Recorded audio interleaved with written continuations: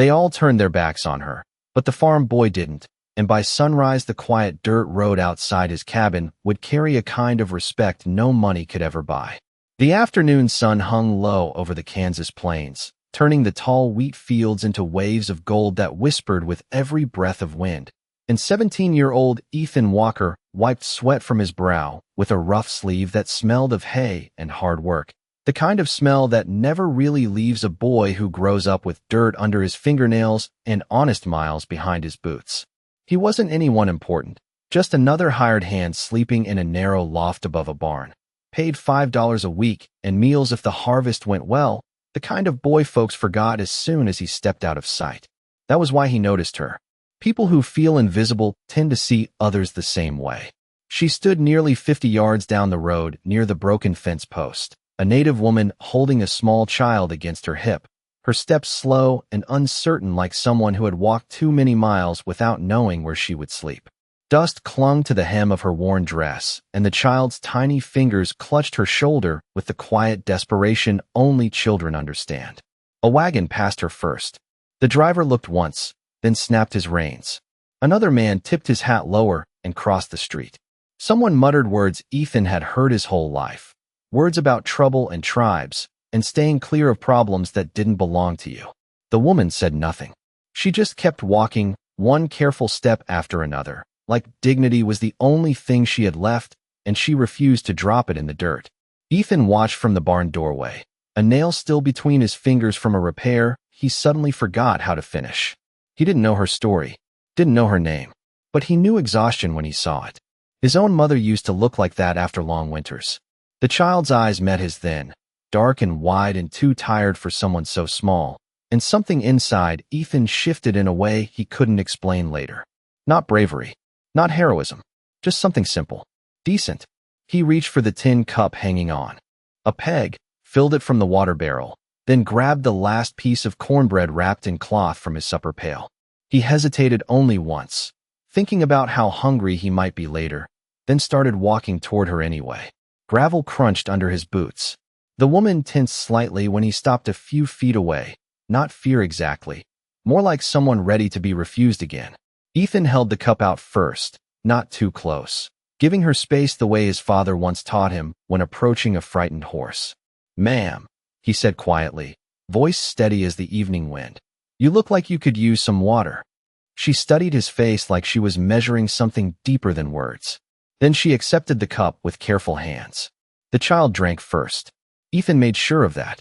And in that small, unnoticed moment, with nothing but a dented cup and a piece of bread worth maybe 3 cents, a line was quietly crossed that neither the boy nor the empty horizon would ever forget. The woman did not drink quickly.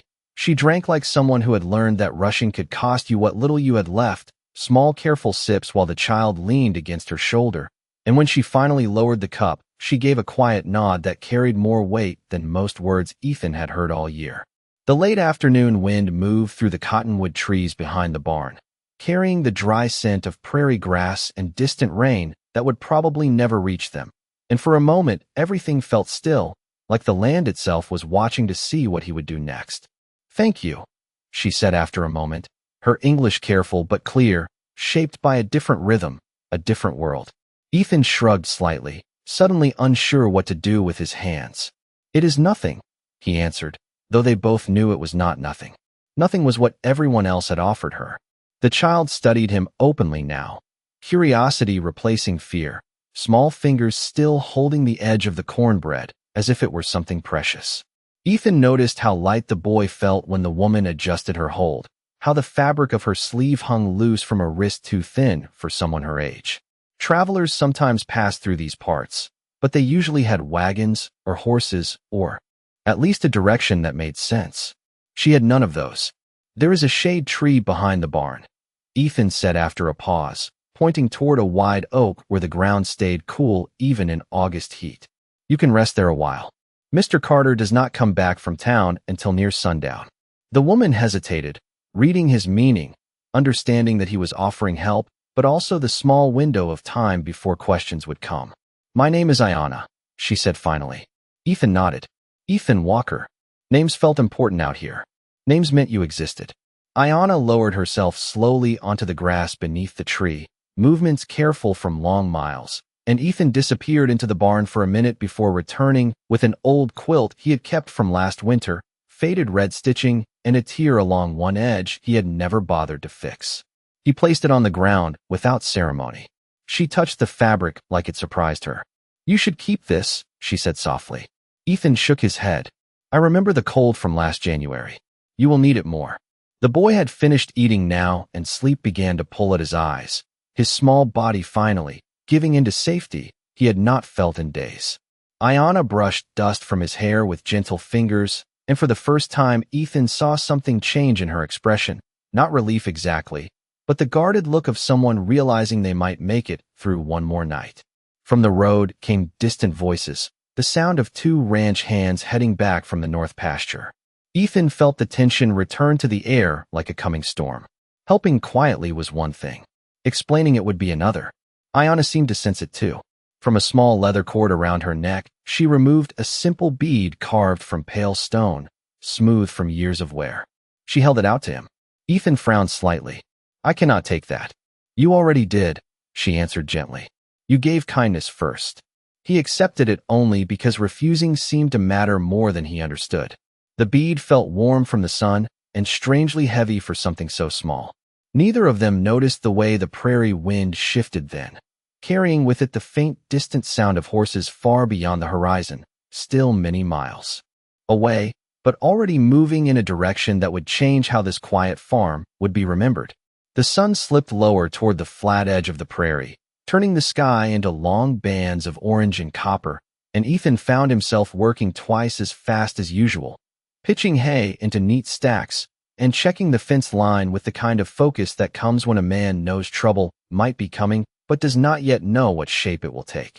Every few minutes his eyes drifted back toward the oak tree where Ayana rested, her back straight even in exhaustion, the child now asleep across her lap wrapped in the old winter quilt like something fragile that needed guarding. The bead she had given him sat in his shirt pocket, and he kept touching it without meaning to, like a reminder that something important had happened even if the world had not noticed yet. The sound of boots on dry dirt broke the quiet. "Walker," came a voice sharp as a fence nail. Ethan turned to see Thomas Grady, one of the older ranch hands, a man with sunburned skin and opinions that rarely bent. Thomas spat into the dust before speaking again. "You letting strangers settle here now?" Ethan kept his voice even. "Just letting them rest a while." Thomas followed his gaze toward the tree and his jaw tightened slightly. "You know what kind they are." Ethan did not answer right away. He just picked up a loose hammer from the fence rail and turned it once in his palm. "I know they looked thirsty," he said finally. Another man behind Thomas shifted uneasily, but said nothing. The wind carried the creak of the barn door and the distant call of a meadowlark, ordinary sounds trying to keep the moment from turning hard. "Mr. Carter will not like this," Thomas said after a pause. Ethan nodded once. "Maybe not. You could lose your place here." Ethan looked back toward the sleeping child, then toward the endless fields he worked from dawn until dark. $5 a week. A narrow bed. Meals if the crops held. It was everything he had. "Some things cost more than a job," he said quietly. Thomas studied him for a long moment like he was seeing someone new standing where a quiet boy used to be. "You are young," he muttered. "You will learn." They walked off toward the tool shed, their voices fading into the steady hum of evening insects. Ethan exhaled slowly, not realizing he had been holding his breath. Ayana had heard everything. He could tell by the way her eyes met his, not with worry, but with understanding.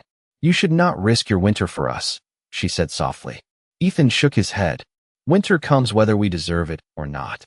The prairie breeze lifted a loose strand of her dark hair, and she gave the smallest smile, the kind people carry from older traditions. From her bundle, she took a small strip of leather tied, with 2 tiny feathers no longer than a finger. She did not give it to him yet. She just held it thoughtfully, like someone deciding something important. The sky deepened toward purple now, and long shadows stretched across the fields. Somewhere far beyond sight, a line of riders continued moving through the fading light, their silhouettes still too distant to see, but their purpose already set like stars that would soon appear overhead. Ethan did not know that by the time the next sunrise touched his door, The choice he made on this quiet evening would no longer belong only to him. Night settled slowly over the prairie like a heavy blanket, bringing with it the quiet sounds that only came after the work was done, the soft shifting of cattle in the darrow pasture, the creak of wood cooling after a long day of heat, and the distant lonely call of a coyote somewhere beyond the hills. Ethan finished his last chore by lantern light, checking the water trough beside the barn, his hands moving from habit while his thoughts stayed fixed on the small group resting beneath the oak. The sky above stretched endless and clear, stars beginning to appear one by one like silent witnesses.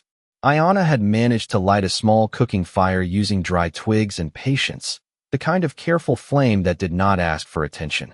The child, whose name Ethan had learned was Daniel, sat close beside her wrapped in the quilt, his breathing steady now, the kind of deep sleep that only comes when fear finally loosens its grip. Ethan approached slowly, boots quiet in the grass. "You can use the barn if the night turns cold," he said. "It is warmer than it looks." Ayanna looked toward the dark outline of the structure, then back toward the open land, as if measuring risks that Ethan could not see. "We will leave before first light," she answered gently. "We do not bring trouble to those who show kindness." Ethan leaned one shoulder against the fence post, the rough wood pressing through his shirt. "Sometimes trouble comes whether you invite it or not." For a moment neither spoke. The fire cracked softly, sending small sparks upward that disappeared into the dark. Ayanna studied him with the same thoughtful look she had worn since afternoon. "Why did you help us?" she asked quietly. Ethan considered the question longer than she expected. "My mother used to say you can tell who a man is by how he treats someone who cannot repay him." He paused, then added, "She passed 3 winters ago. I try to remember what she taught me." Ayanna nodded slowly, understanding something deeper than the words. From the small leather strip she had been holding earlier, she now untied the 2 small feathers and handed the strip to Ethan. The feathers were gray and white, worn but carefully kept. "Among my people," she said softly, "this means you chose right when it was easier not to." Ethan turned the leather between his fingers, unsure what to say. "I did not do much." Ayanna gave the faintest shake of her head. "Kindness is never small to the one who receives it."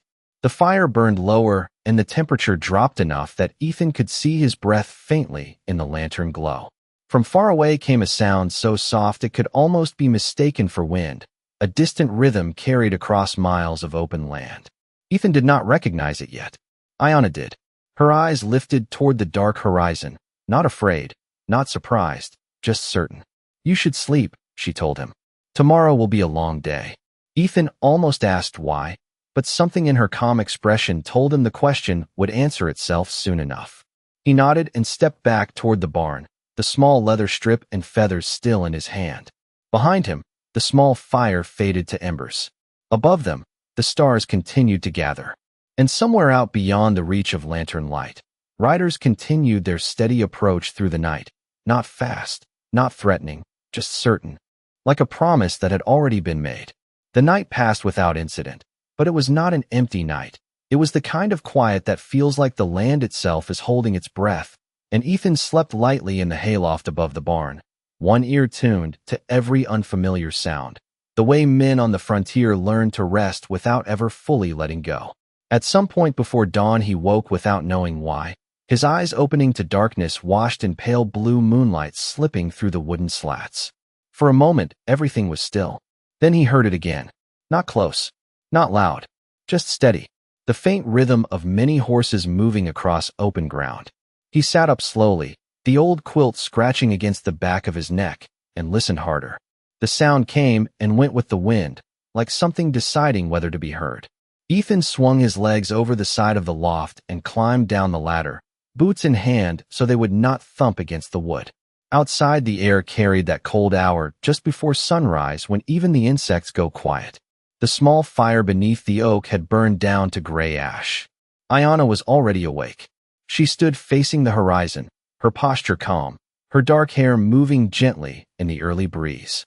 She did not look surprised. She looked ready. Ethan stepped closer. "You hear it too," he said. She nodded once. "Yes." "Are they coming for you?" Ethan asked. Ayanna looked at him then, and for the first time there was something like reassurance in her eyes. "They are coming because of you." Ethan frowned slightly, not understanding. Before he could ask more, the first color of sunrise began to touch the far edge of the plains, a thin line of silver light stretching across miles of grass. The sound became clearer now. Not one rider. Many. The rhythm spread wide, like rain moving across a lake. Ethan counted shapes as they appeared over a distant rise. First 3, then more behind them, then more beyond those. Not rushing, not scattered, moving together with purpose. His heartbeat quickened, but something about their pace held no threat. No shouting, no raised weapons. Just riders crossing the morning like part of the land itself. Back near the house, a door opened sharply. Thomas Grady stepped out pulling on his suspenders, squinting toward the horizon. "Walker," he called, his voice tight with warning. "You see that?" Other hands appeared behind him, drawn by the same distant movement. No one spoke loudly. No one needed to. Everyone understood that something unusual was unfolding. The rising sun lit the dust behind the riders until it looked almost like morning fog trailing them. Ethan felt the small stone bead still in his pocket and the leather strip with feathers tied around his wrist. Ayanna stepped beside him, her voice calm as still water. "Do not be afraid." Ethan let out a slow breath. "I am not," he answered, though he knew this morning would be remembered long after the wheat was harvested and the fences repaired. The riders drew closer until individual shapes could be seen, until the glint of morning light touched the feathers in their hair and the quiet dignity in the way they carried themselves. No anger, no hurry, just certainty. And as the first rider reached the edge of the property line, Ethan realized something he would remember for the rest of his life. Kindness sometimes travels far distances, but respect always arrives together. The riders stopped about 100 yards from the barn, their horses forming a quiet line across the morning light, the kind of formation that spoke of discipline rather than threat, and for several long seconds no one moved, as if the prairie itself had decided this moment deserved silence. Ethan stood with his hands loose at his sides, the leather strip still wrapped around his wrist, the small feathers brushing against his skin each time the wind shifted. Behind him he could hear the uneasy shifting of the ranch hands, boots scraping dirt, someone whispering a prayer under his breath, another man quietly counting the number of riders, as if numbers alone might explain what was happening. Thomas stepped closer to Ethan. "Boy," he said in a low voice, "if this turns bad, you get inside fast." Ethan did not answer. He could not explain why fear did not take hold of him the way it seemed to grip the others. Maybe it was because the first rider had already done something no one expected. The man slowly raised both hands away from his sides, palms open to show he carried no harm. Then he guided his horse forward alone. The others stayed behind. The rider was older, his long dark hair streaked with silver, his posture straight but without pride. Feathers rested against his shoulders, and a simple medallion caught the early sunlight against his chest.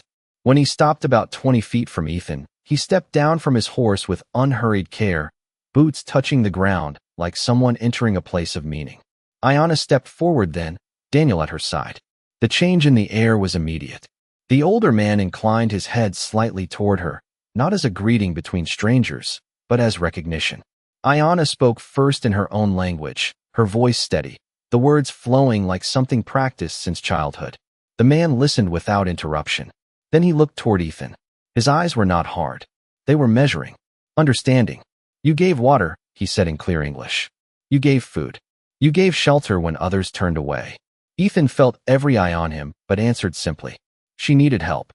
The man studied him a moment longer, then nodded once, as if something important had just been confirmed. He reached into a small leather pouch at his side and removed a single long feather marked with careful paint. Without ceremony, without speech, he walked the final steps to the barn door and placed the feather carefully into a crack between the wooden boards. Then he stepped back. No one spoke. One of the riders behind him dismounted and did the same. Then another. Then another. One by one they approached, each placing a feather beside the first until the weathered barn door began to hold a line of quiet symbols catching the growing sunlight. No raised voices. No celebration. Just respect made visible. Ethan heard Thomas whisper behind him, his voice filled with something like disbelief. "They are honoring him." Ayanna stepped beside Ethan again. "Among my people," she said softly. "This means a man has shown a heart that does not change with the crowd." Ethan watched the feathers move gently in the morning breeze, each one placed by someone who had ridden miles because of a single act no one else had thought important. And in that quiet moment, he understood something no one had ever taught him in words. Character is what travels when your name does not. The last feather was placed with the same quiet care as the first, and when the final rider stepped back, the old barn door had been transformed into something no one in that county had ever seen before. A line of gray and white and black feathers moving gently in the morning breeze like silent witnesses to something greater than words. No one gave orders. No one spoke loudly. Yet everything about the moment carried the weight of ceremony. The older man who had approached first now turned again toward Ethan, his expression calm, but carrying the authority of someone whose voice shaped the path of many lives. "My name is Black Hawk," he said. "I am responsible for the safety of her family." Ethan nodded respectfully, unsure what else to do with such an introduction. "I am Ethan Walker." Black Hawk gave a small approving nod, as if the simple answer mattered. "You did not ask who she was. You did not ask what you would gain. You saw need. You answered." Behind Ethan, Thomas and the other men remained still, their earlier suspicion now replaced by something quieter, something closer to reflection. Ayanna stepped forward then, Daniel holding her hand, his small fingers no longer trembling. "My son was sick from too many days without proper food," she explained gently. "We were trying to reach family 2 days south. Without rest, we would not have made it." Ethan looked down at the boy, surprised by how ordinary the truth sounded. No grand story, no hidden danger, just a mother trying to protect her child. Black Hawk reached into another pouch and removed something small wrapped in cloth. He unfolded it slowly, revealing a simple carved token made from bone, marked with a pattern Ethan did not recognize. "This is given only when a stranger proves himself a friend," he said. "Not because he must, because he chooses to." He placed it into Ethan's open palm. The bone felt smooth and cool, shaped by careful hands long before this morning. "What do I do with it?" Ethan asked quietly. Black Hawk's eyes softened slightly. "You remember that doing right is never wasted, even when no one is watching." Ayanna smiled faintly at that. Around them, the riders began preparing to leave, adjusting saddle straps, checking reins, movements practiced and peaceful. No rush, no tension, just the natural closing of something completed. Daniel suddenly stepped forward from his mother's side and looked up at Ethan with the open seriousness only children carry. "My grandfather says brave does not always mean strong," the boy said carefully. "Sometimes it means kind." Ethan felt something tighten in his chest at those words. Not pride, not embarrassment, just a quiet understanding that this morning had changed something inside him that would not change back. The sun now stood fully above the horizon, warming the boards of the barn and lighting every feather until they seemed almost silver. One by one the riders mounted again. Black Hawk placed a hand briefly over his heart, a gesture simple and sincere, then guided his horse back toward the others. Within minutes they began moving away the same way they had arrived, steady and dignified, leaving behind only hoofprints in the dirt and something far less visible but far more lasting. Ethan stood watching until they became shapes against the distance once more. Behind him, Thomas finally spoke, his voice quieter than Ethan had ever heard it. "Never seen anything like that," he admitted. Ethan had not either. But as the feathers whispered softly against the barn door behind him, he understood he probably never would again. The dust from the departing riders settled slowly back into the earth as if the land itself wanted to remember where they had been, and for a long time no one on the ranch spoke, not because they did not have words, but because none of them seemed big enough for what they had just witnessed. Ethan finally stepped closer to the barn door, his fingers brushing lightly against the row of feathers, each one different in shape and color, some marked with careful paint, others left natural, but all placed with the same quiet intention. The morning sun warmed the wood, and the faint scent of horse leather and prairie sage still lingered in the air. Thomas approached slowly, his boots making none of their usual heavy sound. "They rode near 30 miles at least," he said, almost to himself. "Maybe more." Ethan looked out toward the horizon where the last shapes had disappeared. "Seems like a long way to say thank you." Thomas let out a slow breath. Most men never hear it at all. From the house came the sound of a wagon returning earlier than expected. Mr. Carter climbed down stiffly, his sharp eyes immediately catching the strange sight on his barn. He walked forward with the hard expression of a man used to finding problems before anyone else. "Walker," he called. "What exactly happened here?" Ethan did not try to make the story bigger than it was. He simply told the truth. About the water, about the food, about the shade tree. Nothing more. Mr. Carter listened without interruption, his gaze moving from Ethan to the feathers and back again. For a long moment he said nothing. Then he surprised everyone. "My father used to say a man shows his real value when there is nothing to gain," he said quietly. "Looks like you proved yours." Ethan did not know what to say to that. Mr. Carter gave a short nod. "You keep your place here," he added. "And your pay goes to $6 a week starting next month." Thomas blinked in surprise, but said nothing. Ethan only nodded, the same quiet way he had accepted everything else. Ayanna and Daniel prepared to leave soon after. Her strength returned enough for the road ahead. Before she stepped away, she looked once more at the barn door and then at Ethan. "These will stay as long as the wind allows," she said. "So you remember what kind of man you are." Daniel gave Ethan a small wave, then followed his mother toward the south trail, their figures growing smaller against the endless grass.